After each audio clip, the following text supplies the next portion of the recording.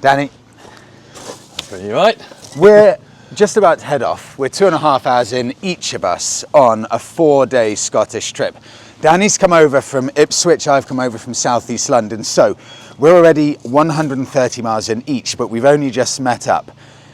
Can you give us an overview? What's the plan for the next 4 days? Yeah, so from here, no motorways, first and foremost. So we're heading up the east coast through Lincolnshire and then into through Hull, over the Humber Bridge, I think we'll go, and the North York Moors up to Whitby, and then carry on across the moors and then sort of towards Newcastle and cut across to Northumberland. And I think we're stopping Northumberland tonight. How many miles? Total today will be about 360. From here? Maybe another 250 from here. Okay, but no motorways. Yeah. I didn't fully No. that. Yeah. We're going to just do nice roads, courtesy of Kalimoto. Tomorrow, set off pretty early and get as far north, ultimately, as we can.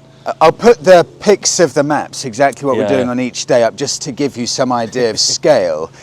Yeah. And so we're going to kind of head north. We're not going to do the east coast. So I haven't done that before. I think every part of Scotland's amazing, but it's the west coast is the headline act. So we're going to head up fairly central through the Highlands, head up north to then set up day 3, which is the big day, which is doing a big chunk of the NC 500 and all of the west coast element, and heading back down towards sort of Fort William, Glasgow, depending on how tired we get, and then setting up Monday to get home, basically, where we may allow a motorway on Monday. Okay, so Monday's the slog to get back. Yeah. Well, today will be a picturesque day, but the North Coast 500 segment that we're doing, that will be probably day 3. Yeah. Okay. Bikes for the trip. You all know my Bonneville. Quick run through. That's the tent. Look how lightly I packed. Tent. Waterproofs with clothes that just can't get wet. Filming gear in the left pannier, and in the right pannier I have... Okay, that's filming gear. And that is just a couple of bits and pieces like waterproofs. But that's it. I've gone so lightweight. Just in this bit here is my tent, sleeping bag, everything. I'm almost panicking that I've left something at home. I hope everything's in there because it is looking a bit weirdly small. Danny, walk us through it. What have you got here? So I've got a bit more capacity, therefore I'm covering a few more of the things we both need. I'd say. So yeah, tent on the back, big bloke, big tent. And then I've got a dry bag underneath, which has got sort of clothes, some cooking equipment, some of our food and bits and pieces, because it looks like we're going to be camping at least one day. Go on, give us an overview. Why do we even have our camping gear? We need to touch on this. Well, yeah, so we did have several Airbnb locations lined up, and up in the Highlands, and I dutifully handed that task to yourself for confirming the booking. And not all of those were available in the end. You can do this on Airbnb. They rejected our application. Right, we tried to get a property, and they said no for whatever reason. Yeah. Couple of bikers. So Danny, you came up with the idea. Well, wild camping's legal in Scotland, isn't it? So let's do proper adventure and throw the tents on the back and just see where we get. It also gives us a little bit more freedom in terms of waypoints and where we finish each day. So and that's exactly why we've got tents, sleeping bags, everything, because night 2 of the 3 nights that we'll be away, we'll be camping. Yeah. So all of the camping gear in there. Carry on. Yeah. So a fuel bottle on the top here, just in cases when you get up the, at the very top of that's quite slick. At the very top of the Highland, it does get few and far between stops, and if we do misjudge it or push our luck too far, that sort of litre and a half might be the difference. On your smaller tank, particularly. What's the range on yours? Your bike? About 250. See, mine's about 150, if I'm lucky. So that's a gigantic difference between the two. And so, that might be 20 miles that makes all the difference, kind of thing. So it's it's really neat and tidy out packed, so there's no harm bringing it. Hopefully we don't have to use it, but it's there if we do. Sleeping bag bundled in behind there, which doubles up as a rather nice backrest on a long ride.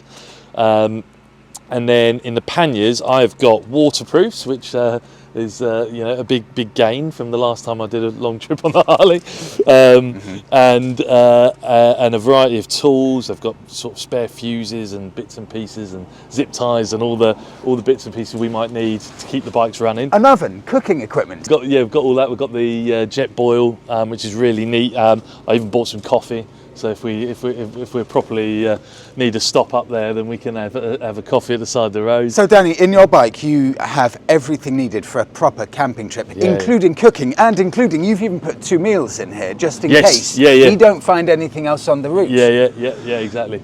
So now the elephant in the room, Danny. How do I word this without sound? I've said so many times this is the one, haven't I? And so many times I've been looking, but I love big bikes, and I love having the room, I love having the space, and I love not being constrained, and I love the fact that I can pop to town on this and it's great, and I've got space to it, or we can ride around the world on it, and it's set for that as well. And I just love it. And for me, properly love it. What is it? So Road King? Yeah, Harley Road King's 2018. It's the 107 cubic inch M8. Translates in cc? I think 1750, 1800, something like that. Yeah, wow. It's there or thereabouts. It's the special, so everything's all blacked out, which I like. It's got the bigger bars on, the wind splitter screen, which is genius. So you can just... I'll remove your helmet from here. Yeah. I tell you what I'll do. Let me just get the camera. There are a few really clever bits here. So you remember that Softail Slim I had? I tried to make one of these myself, which was I took the vent from a Goldwing from a GL 1800 and cut it into a screen to kind of achieve the same thing. But this is the Harley Davidson one, which is this little vent just allows you to angle a bit of extra airflow, which stops the buffeting against your helmet. Because if you think from an aerodynamics perspective, you've got the wind hitting the front and going up and over, and then it wants to drop into the area between you and the windscreen, which is an area low pressure.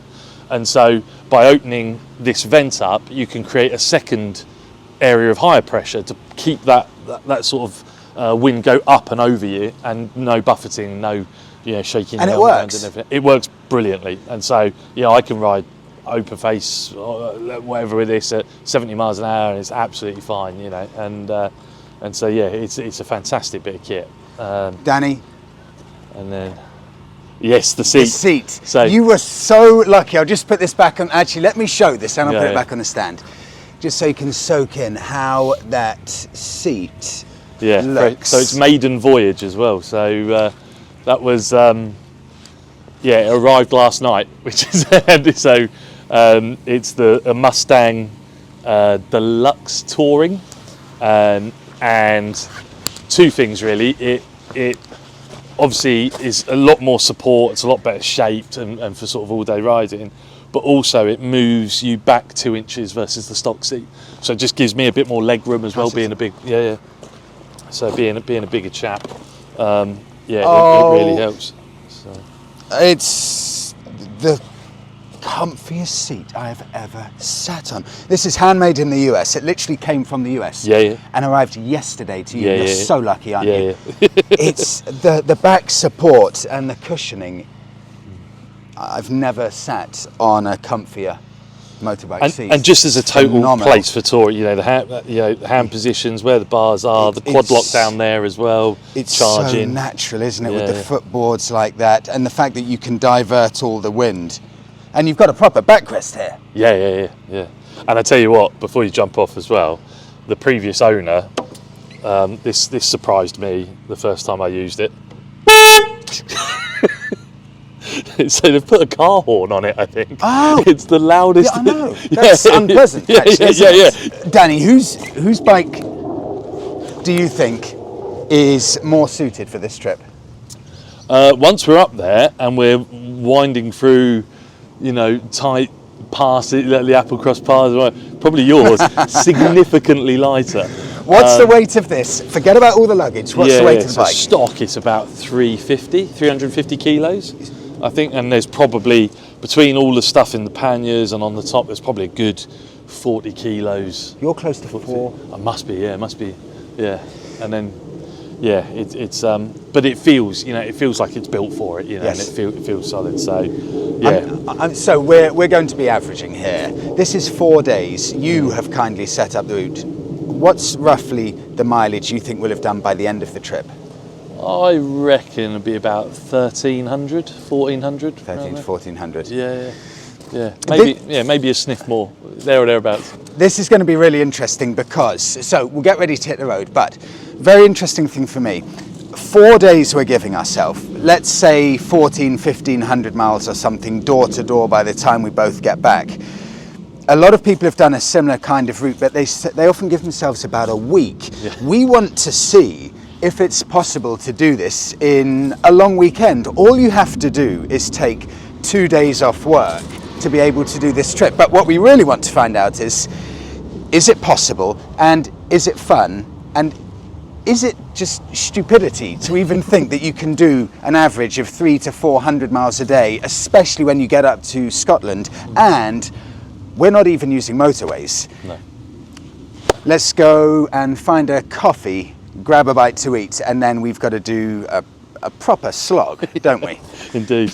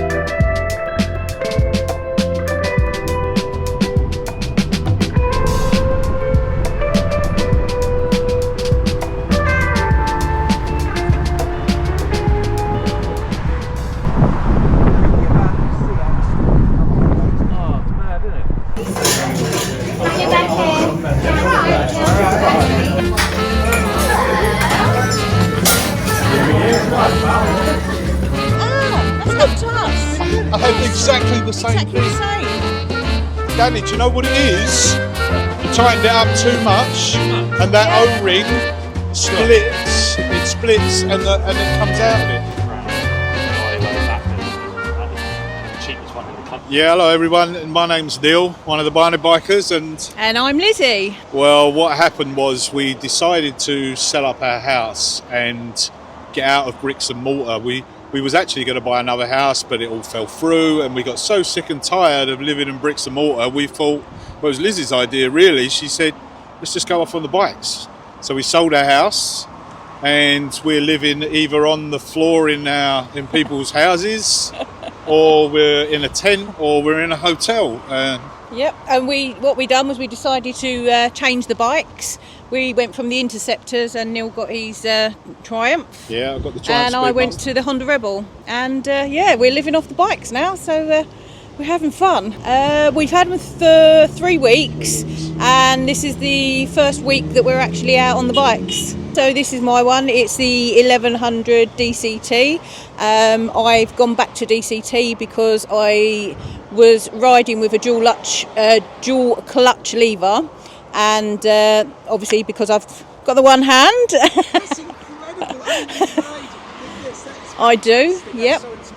And hopefully I'm going to be the first person in the world to be riding UK and all over Europe with a bionic arm.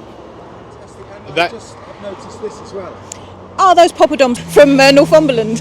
We just haven't had time to eat them yet, so that's our rations just in case. But one of the things why we're doing what we're doing is to show people that despite your problems, your issues, mental or physical, you can just go and do what you need to do. So Liz is the inspiration behind that. Late lunch done.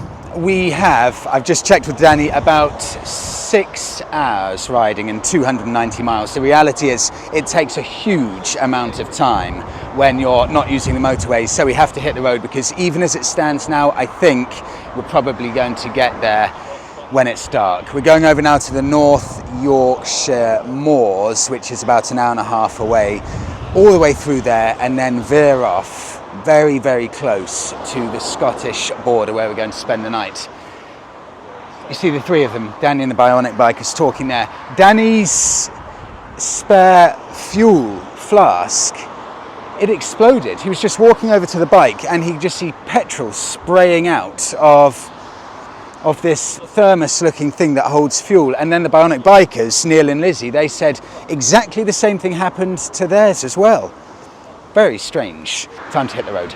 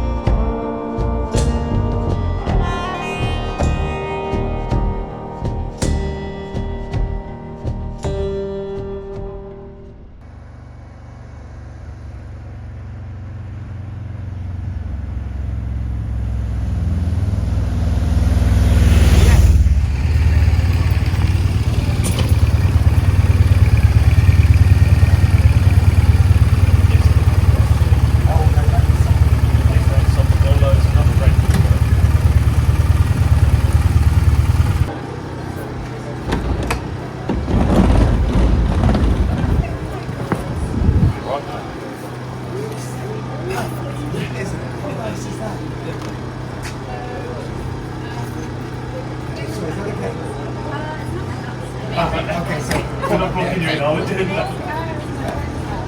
right. We're staying in that one. They said to leave the box here. Oh, right. Thank you. We've arrived, as I thought, pitch black, so I'll do the Airbnb tour in the morning. Very, very nice setup. So we've managed to park the bikes there, and we're in this, I've completely forgotten the name, I'll put the name here, but we're in this beautiful little town, a stone's throw from, I think from Hadrian's Wall. So what we're going to do, go to the pub, get a Guinness, and then try and find somewhere to eat before everything closes. Very kindly, the Airbnb host has left a bottle of wine, so I think if there is, Lucky Palace. If there is a takeaway, I think we'll have a couple of glasses of wine, takeaway, and then plan what we're going to do for the next day. There's a couple down the right.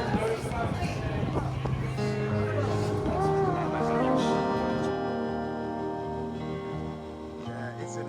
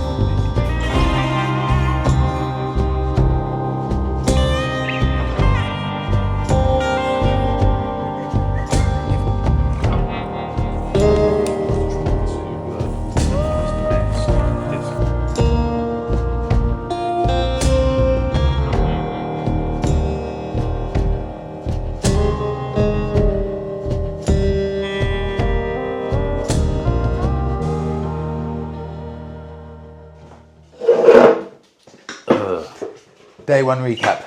Day one recap. What do you think? A full day, a good day, albeit with the benefit of hindsight,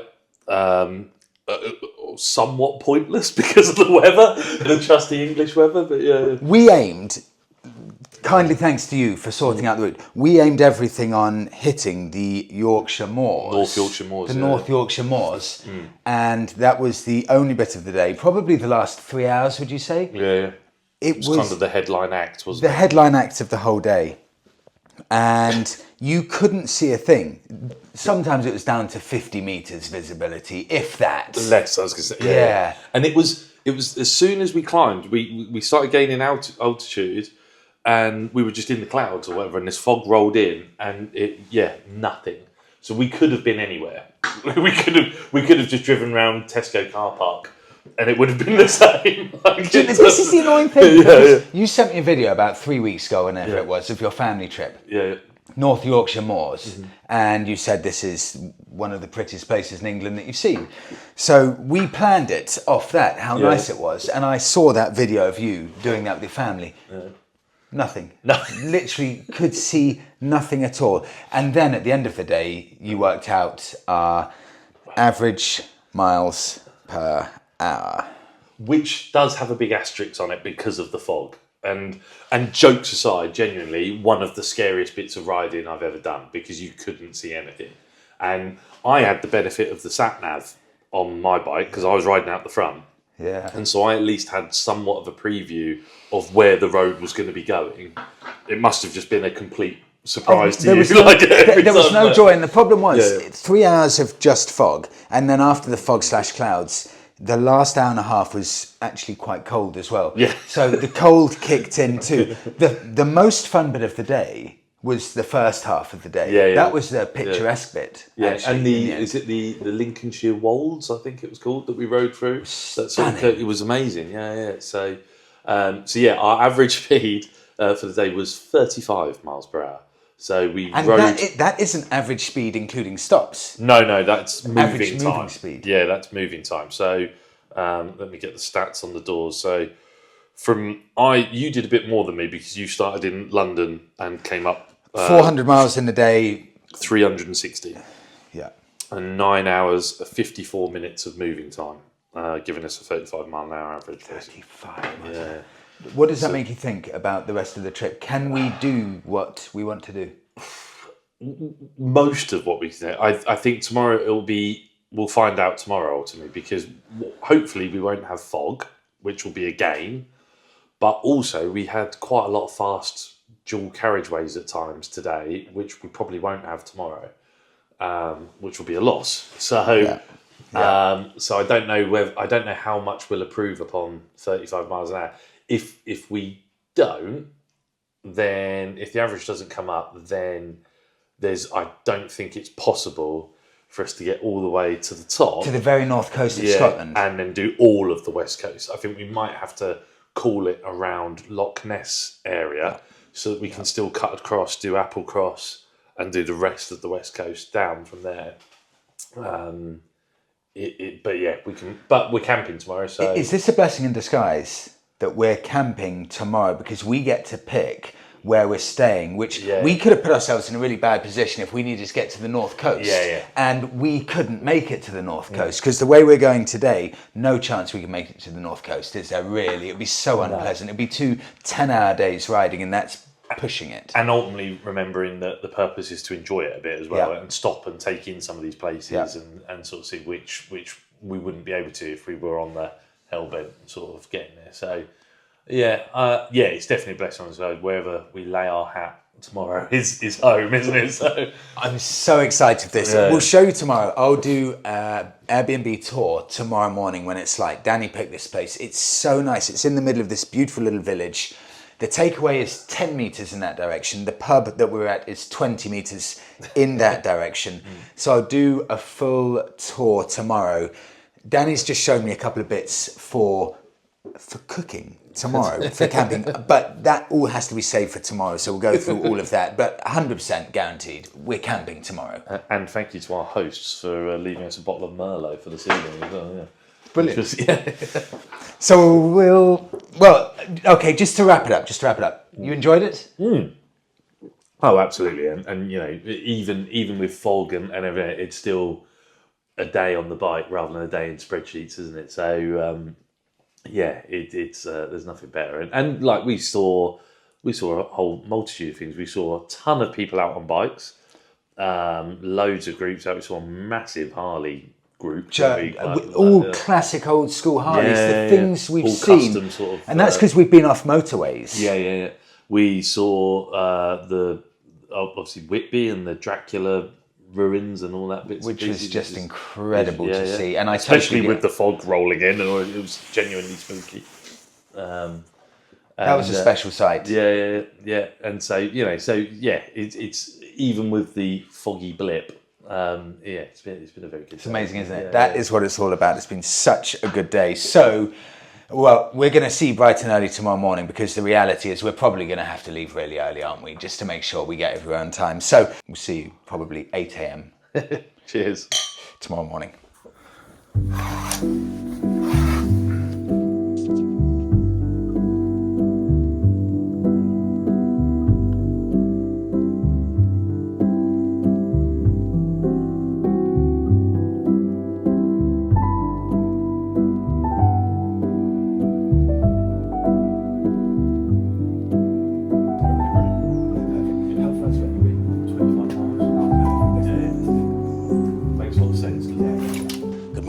Welcome to the town of Haltwhistle.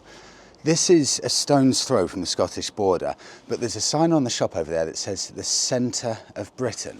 That gives a proper understanding of just how gigantic Scotland is, how far north it goes, that we're only in the centre of Britain here. So we've got 331 miles today. It's 7:45. I've just been having a chat with Danny. We have to be honest, we are going to do the first 3 hours. 2 or 3 hours on a motorway, still with Calimoto, because we don't actually think we're going to have a chance to get up to the very top in decent time if we don't do it. So we're going to get to Edinburgh at least, and then the motorways disperse anyway, so we'll stop using them from there on. I'll do a quick house tour. This place is £100 a night. So to give you an idea of location, right in the beautiful little town square with the shop there saying centre of Britain, which I find staggering. Bonneville almost all packed up. I'll just give you a closer look of Danny's Road King. That is just the ultimate continent crusher.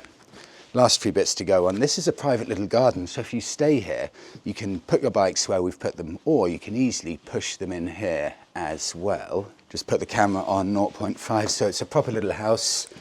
Kitchen, all nicely appointed, with a little living room that we didn't even get to use because we got in so late. Straight out, again, I didn't see this, straight out onto the old church. Upstairs, 2 bedrooms. So this works out at really good value, about £50 each. That's extremely cost effective. First bedroom here. And the second bedroom. Find a coffee, hit the road. Let's go.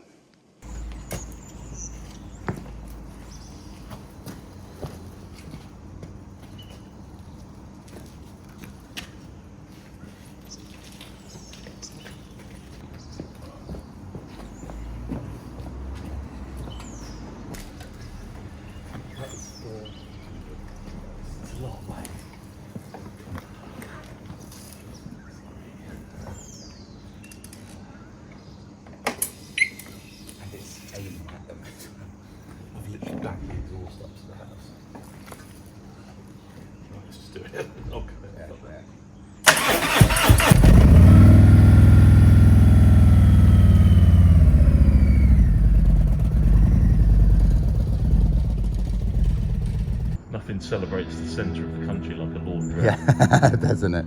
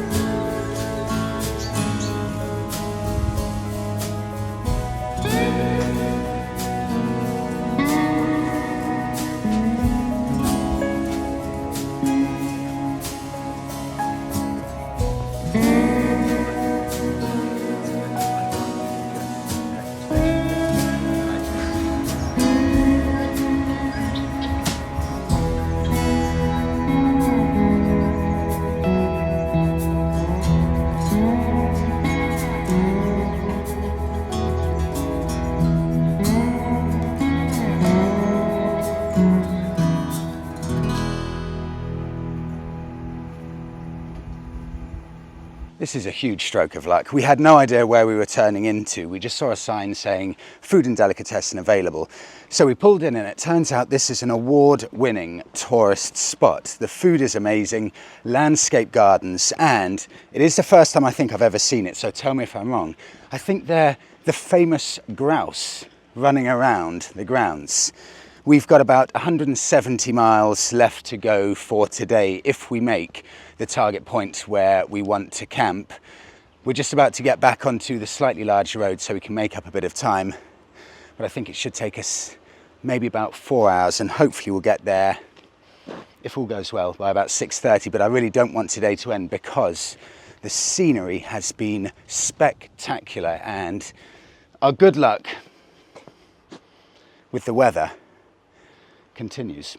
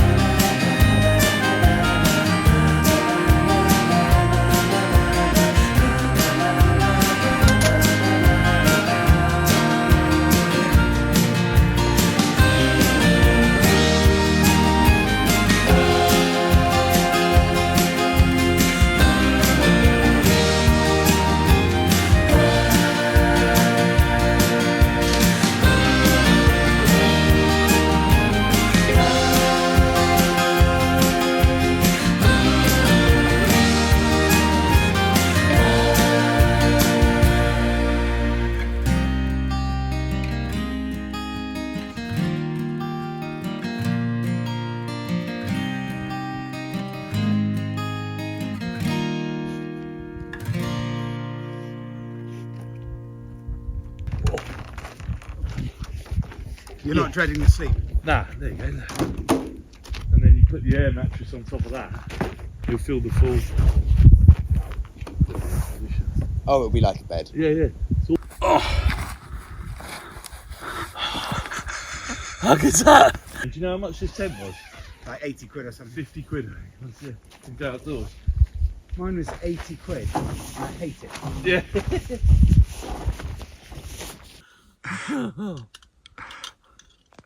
You should have bought matches, really.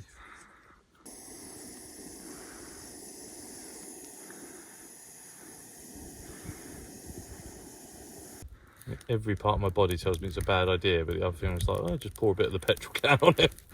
I can't believe it. The space we found for tonight, it's like it's meant to be. We just turned down a side road, followed it for about 200 metres, and it opened up into this spectacular view. I was going to film afterward, 100% got the fire ready, but it's still a work in progress. So before the light goes, I'll give you a quick tour of the place. Danny, how is the fire going? I'm just looking for some more dry, strawy stuff because Let's it's not going. Bugger. So, tent situation. This is quite shocking for me. I've got huge levels of envy. This is Danny's 3-person tent, although by the looks of it, I think it could probably sleep 4 with comfort. He's got a proper bed in there with a mattress. That cost Danny £50. And this pathetic little thing that cost me £80, I'm not even sure if I'm going to fit in that. The problem is there are loads of rocks in the ground and neither Danny nor I could properly hit the pegs in, although I've clearly done a much worse job than Danny. That is just pathetic. Fire. I mean, I say fire. Fire is not happening there for now. That's Danny's chair. I mean, he even bought a chair and we've just seen the sun set. Oh, just behind these trees. It is really a very, very special spot with the clouds just sitting at the base of that mountain there, and there's a little house in the distance. And in front of me here, this is the road that we came on. We just rode down here, dirt track, parked the bikes up here, and we've got our spot for the night. Danny, I'm coming over here to wrap the video, otherwise the light will disappear. Oh. Well done. Do you think we'll get it going? No. Okay, explain to people, how does wild camping work in Scotland? What are the rules? I think you've got to leave no trace. It's any unenclosed land is kind of fair game, I think, is the kind of way it works. Yeah, leave no trace, be away from the road. I think they worry about, you know, someone having an accident if you're camped next to the side of the road and someone comes off the road, they plough through the tent, etc. But it's the only country in the UK, pretty much countrywide, that you can wild camp. I think there's spots in England. I'm sure in Dartmoor, maybe. Dartmoor National Park, but that's just specific areas, isn't it? Yeah. So the spot, but yeah, it's the only place where there's a blanket rule. If you all saw Danny and I with hats, hoodies, everything, that's not because it's cold, because it's actually really warm. Lovely, I need to take my long johns off. It's because the midges at about 7:30 got completely out of control. Yeah, we were covered in, they were all over your arms, they're in your hat, they're in your ears. It's hellish, isn't it? Like, it was. We forgot to buy the spray. Truly horrible. We're going to try and get this going. I'll wrap the video now because I think it's going to get too dark to film. It's already struggling, the camera. If we get success with this, if we get success eating and cooking a meal, I will make sure I film it. We're going to have a glass of wine. Yes.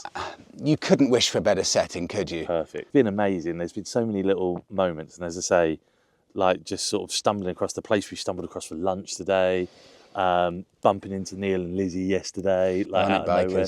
Yeah, and then you sit here now, setting our tents up, overlooking this sort of mountain range with the clouds rolling in underneath and the sun setting. It's like, where else would you rather be in? And I think the fire is just about caught. It's their unforgettable experiences, aren't they? Stuff like this. We couldn't believe it when we rode in here. It's a wow moment, isn't it? And just a gut decision where you rode. I mean, we've ridden past 100 little lanes, and you don't know which the good one will be. Yeah, and we just stopped and went, this looks all right. And we were going to stop about halfway down it, weren't we? And then we're like, let's just have a little look further, and then found this bit. So not too shabby. It's amazing. Right, we'll wrap it up. First video done. Tomorrow morning, bright and early, we're going to do video 2 of this Scottish trip. And that's where we go on the west side of the North Coast 500. Yes. Applecross Pass, a few other big pieces. We've had a chat earlier. We're not sure how much we're going to be able to do because we massively kind of set ourselves a task that was just gigantic, and we don't think we can do it, but we're going to try our best to see how much we can do. We're going to have some wine, we're going to chill out. So thank you so much everyone for watching. Have a brilliant week all, and again we'll see you bright and early tomorrow morning. This should be delightful. Are you recording again? Safe zone. Pinner.